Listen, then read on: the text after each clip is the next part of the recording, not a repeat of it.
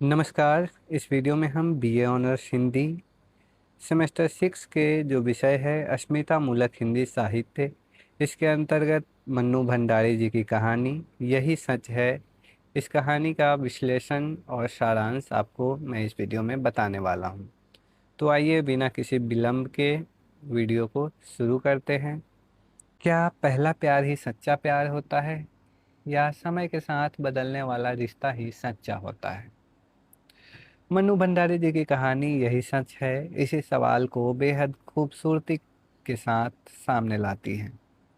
दीपा एक ऐसी लड़की जो अपने वर्तमान प्रेमी संजय के साथ खुश है। संजय उसका ख्याल रखता है, उसे रजनीगंधा के फूल लाकर देता है, उसके जीवन में स्थिरता भरता है। लेकिन कलकत्ता जाकर जब दीपा की मुलाकात उसके पुराने प्रेमी निशित से होती है तो उसके मन में दबा हुआ अतीत फिर से जाग उठता है। वह सोचने लगती है, क्या सच्चा प्रेम निश्चित था? क्या संजय सिर्फ एक सहारा था? कुछ दिनों तक दीपा अपने ही मन में अंतर्द्वंद से उलझती रहती है। लेकिन अंत में जब संजय फिर रजनीगंधा के फूल लेकर उसके सामने आता है, दीपा समझ जाती है क्षणिक आकर्षण नहीं बल्कि अपनापन, विश्वास और साथ निभाने वाला प्रेम ही असली सच है। और शायद यही सच है। तो आइए इस कहानी की सरल और आसान सारांश मैं आपको बताता हूँ। मन्नू भंडारी जी की प्रसिद्ध कहानी यही सच है आधुनिक स्त्री मन, प्रेम, स्मृति, आकर्षण और भावनात्मक द्वंद्व की अत्यंत संवेदनशील कहानी है। इसकी नायिका दीपा है जो कानपुर में रहकर शोध कार्य कर रही है।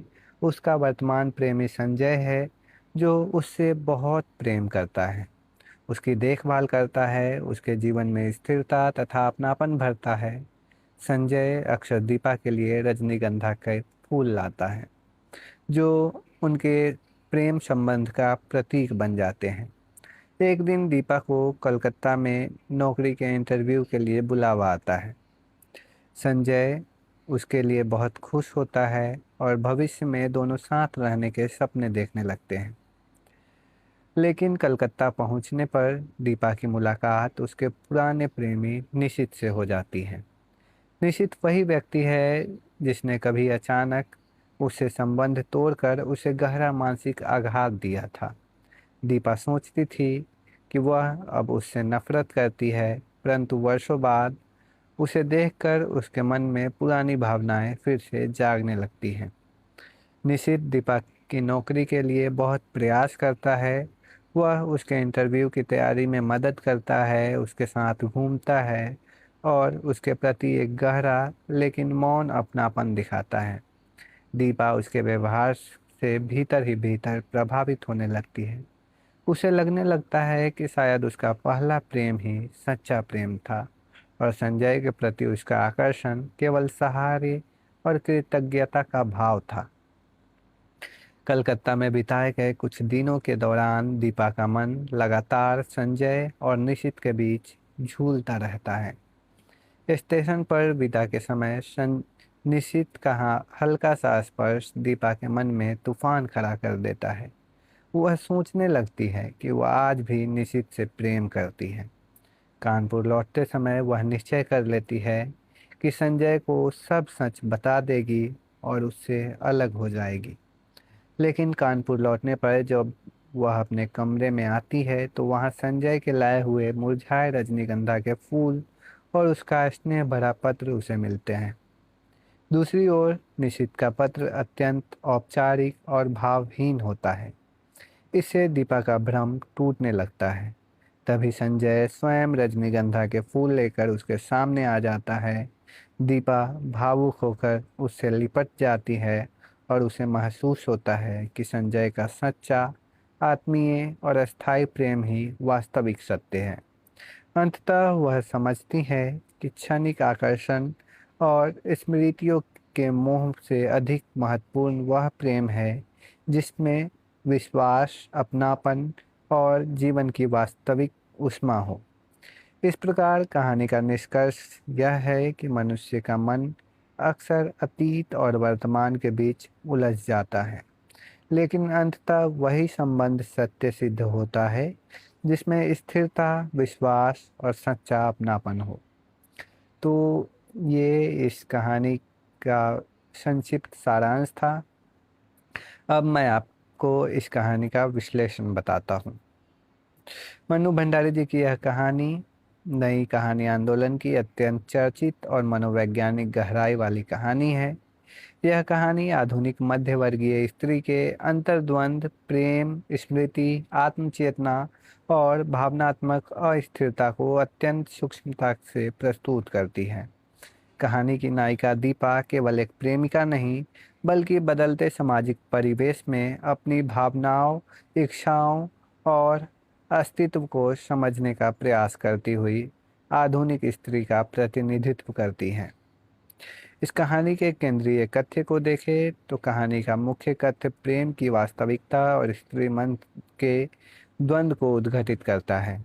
दीपा वर्तमान में संजय के साथ प्रेम संबंध में है, परंतु कलकत्ता जाकर पुराने प्रेमी निशित से मिलने पर उसका दबा हुआ अतीत पुनः जाग उठता है। वह यह समझने का प्रयास करती है कि उसके जीवन का सच कौन है, संजय या निशित। कहानी का शीर्षक यही सच है, इसी प्रश्न का उत्तर खोजने की प्रक्रिया है। अंत में दीपा यह अनुभव करती है कि भावुक स्मृतियों और रोमानी आकर्षण की अपेक्षा वह संबंध अधिक सच्चा है जिसमें स्थायित्व, विश्वास और आत्मीयता हो। इस कहानी के कथानक का विश्लेषण करते हैं। कहानी का आरंभ कानपुर से होता है, जहां दीपा शोध कार्य कर रही हैं। संजय उसका वर्तमान प्रेमी है। वह दीपा की देखभाल करता है, उसके लिए रजनीगंधा का फूल लाता है और उसके जीवन में स्थिरता का भाव भरता है। यहाँ लेखिका ने आधुनिक प्रेम का व्यवहारिक रूप दिखाया है। संजय और दीपा के संबंधों में अत्यधिक भावुकता नहीं, बल्कि सहज आत्मीयता है। दोनों साथ घूमते हैं, भविष्य की योजनाएं बनाते हैं और जीवन की वास्तविक समस्याओं पर बातें करते हैं। परंतु दीपा के मन में कहीं न कहीं भावनात्मक अधूरापन भी है। उसे लगता है कि संजय प्रेम को उतनी गहराई से व्यक्त नहीं करता जितनी वह चाहती है। कलकत्ता पहुंचने पर दीपा की मुलाकात उसके पुराने प्रेमी निशित से होती है। यही कहानी का निर्णयात्मक मोड़ आता है। निशित का मौन, उसका संवेदनशील व्यवहार और दीपा की नौकरी के लिए किए गए प्रयास दीपा के भीतर पुराने प्रेम को फिर से जीवंत कर देता है। वह अपने वर्तमान, प्रेम और अतीत के आकर्षण के बीच उलझ जाती है। यहाँ कहानी पूरी तरह मनोवैज्ञानिक धरातल पर आ जाती है। बाहरी घटनाएं कम है, लेकिन दीपा के भीतर चल रहा मानसिक संघर्ष ही अत्यंत तीव्र है। इस कहानी में अंतिम मोड़ तब आता है जब स्टेशन पर विदा के समय निशित का हल्का हाथ स्पर्श दीपा को भावनात्मक रूप से विचलित कर देता है।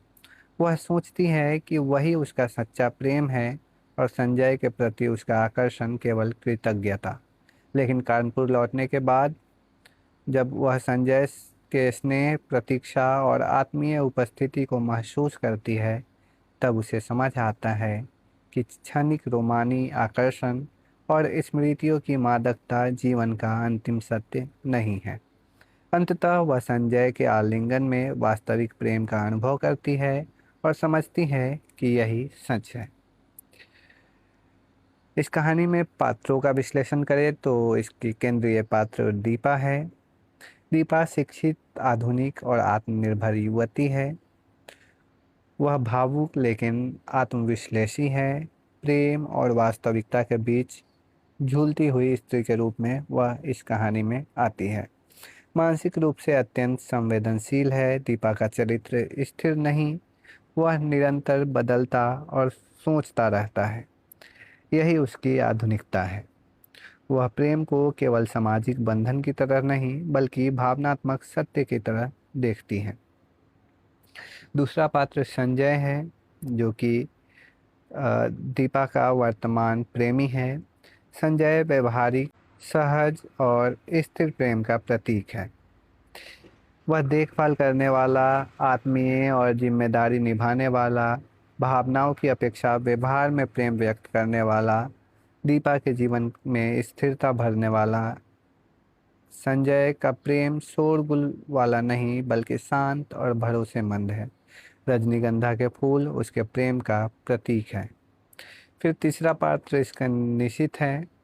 न- निशित अंतर्मुखी और मौन है, संवेदनशील लेकिन स्थिर व्यक्तित्व है इसका।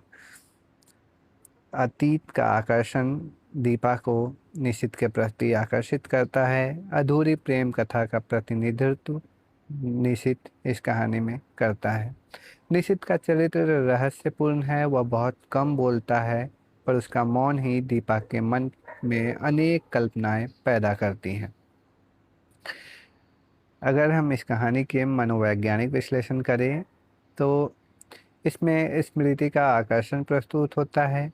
मनुष्य अक्सर अतीत को वर्तमान से अधिक सुंदर मानता है। दीपा भी निशित के साथ बिताए क्षणों को रोमानी रूप में याद करती है। दीपा बार बार अपने निर्णय बदलती हैं, कभी उसे लगता है कि संजय ही सत्य है तो कभी निशित। दीपांत में यह समझने का प्रयास करती है कि क्या वह सचमुच संजय से प्रेम करती थी या केवल उसके सहारे के प्रति कृतज्ञ थी। इसमें स्त्री मन की जटिलताओं का भी वर्णन मनु भंडारी जी ने किया है। कहानी स्त्री मन की सूक्ष्मतम भावनाओं को अत्यंत बारीकी से प्रस्तुत करती है। इसमें अगर प्रतीक योजना को देखें, प्रतीकों के प्रयोग को देखें तो रजनीगंधा का फूल इस कहानी के सबसे महत्वपूर्ण प्रतीक है, जो कि संजय के अस्थायी प्रेम का प्रतीक है, आत्मीयता अपनापन का प्रतीक है, जीवन की वास्तविक ऊष्मा का प्रतीक है। अंत में जब संजय फिर से फूल लेकर आता है तब दीपा को वास्तविक प्रेम का बोध होता है।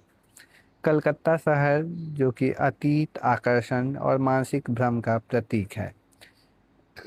स्टेशन और ट्रेन जो कि जीवन के संक्रमण और निर्णय के प्रतीक है, संबंधों के बदलते स्वरूप का संकेत देती है।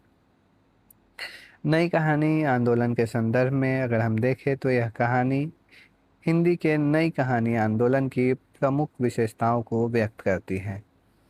नई कहानी आंदोलन की विशेषताओं को देखें तो इसमें मध्य वर्गीय जीवन का चित्रण देखने को मिलता है, मनोवैज्ञानिक यथार्थ देखने को मिलता है, स्त्री पुरुष संबंधों की जटिलताओं का वर्णन है, आंतरिक संघर्ष का वर्णन है, आधुनिक जीवन के अकेलापन और असुरक्षा का विस्तृत वर्णन इसमें देखने को मिलता है। दीपा का चरित्र नई कहानी की आधुनिक स्त्री का प्रतिनिधित्व करता है।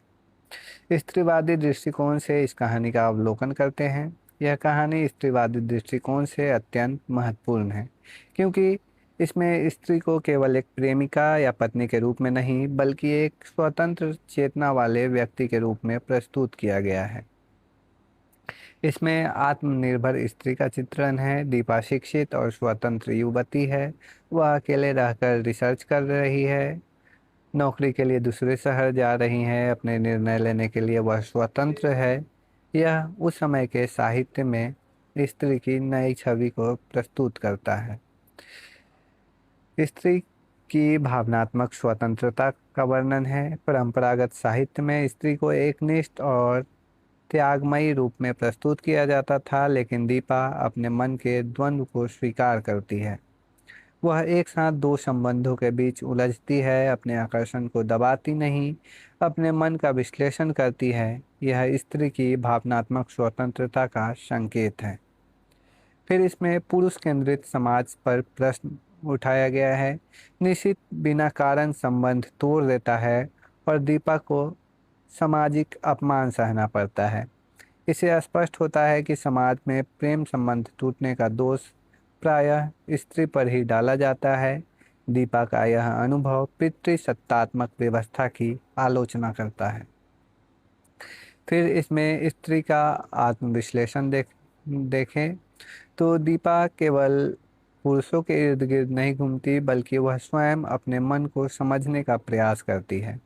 वह प्रश्न करती है कि प्रेम क्या है, सच्चा संबंध कौन सा है, क्या स्मृति ही प्रेम है। यह स्त्री की वैचारिक चेतना को दर्शाता है। प्रेम में स्त्री की इच्छा का महत्व का वर्णन इसमें किया गया है। कहानी यह स्वीकार करती है कि स्त्री की भी अपनी इच्छाएं, आकांक्षाएं और शारीरिक मानसिक आवश्यकताएं होती हैं। दीपा स्पर्श को महसूस करती है, प्रेम की अभिव्यक्ति चाहती हैं, भावनात्मक निकटता की आकांक्षा रखती हैं। यह स्त्री को निर्जीव आदर्श नहीं बल्कि संवेदनशील मनुष्य के रूप में प्रस्तुत करता है। अगर इस कहानी की भाषा शैली को देखें तो अत्यंत सहज और प्रवाहपूर्ण भाषा का प्रयोग किया गया है। मनोवैज्ञानिक सूक्ष्मता से भरपूर इसकी भाषा है। संवादात्मक शैली का प्रयोग किया गया है। आत्मकथात्मक प्रभाव इसमें देखने को मिलते हैं। लेखिका ने आंतरिक एकालाप का प्रभावी प्रयोग इस कहानी में किया है। इस प्रकार हम कहें तो मन्नू भंडारी जी इस कहानी के माध्यम से यह संदेश देती हैं कि प्रेम केवल रोमानी आकर्षण नहीं है बल्कि स्मृतियाँ अक्सर भ्रम पैदा करती हैं। सच्चा संबंध वही है जिसमें विश्वास, स्थिरता और आत्मीयता हो। मनुष्य का हृदय अत्यंत जटिल होता है और प्रेम का सत्य हमेशा सीधा नहीं होता। इस प्रकार हम निष्कर्षतः कह सकते हैं कि यही सच है। कहानी आधुनिक हिंदी कहानी की एक अत्यंत महत्वपूर्ण रचना है। यह केवल त्रिकोणात्मक प्रेम कथा नहीं बल्कि आधुनिक स्त्री के मनोवैज्ञानिक और भावनात्मक संघर्ष की कहानी है। मनु भंडारी ने दीपा के माध्यम से उस स्त्री को आवाज़ दी है जो अपने मन, अपनी इच्छाओं और अपने अस्तित्व को समझने का प्रयास कर रही है। स्त्रीवादी दृष्टिकोण से यह कहानी इसलिए महत्वपूर्ण है क्योंकि इसमें स्त्री को निर्णय लेने वाली, सोचने विचारने वाली और अपनी भावनाओं को पहचानने वाली स्वतंत्र सत्ता के रूप में प्रस्तुत किया गया है। यही इस कहानी की सबसे बड़ी शक्ति है। तो इस प्रकार हमने इस कहानी के सारांश को देखा, इसका विश्लेषण देखा। आशा करता हूँ आप इस कहानी को समझ रहे होंगे। आपको दोबारा इस कहानी को पढ़ने की आवश्यकता नहीं पड़ेगी। अगर वीडियो अच्छी लगी हो तो वीडियो को लाइक करें, चैनल को सब्सक्राइब करें, अपने दोस्तों तक वीडियो को पहुँचाएँ ताकि वे भी अपने परीक्षा की तैयारी अच्छे से कर सकें। वीडियो का PDF हमारे टेलीग्राम चैनल पर मिल जाएगा। आप हमें इंस्टाग्राम पर फॉलो कर सकते हैं। मिलते हैं अगले वीडियो में। धन्यवाद।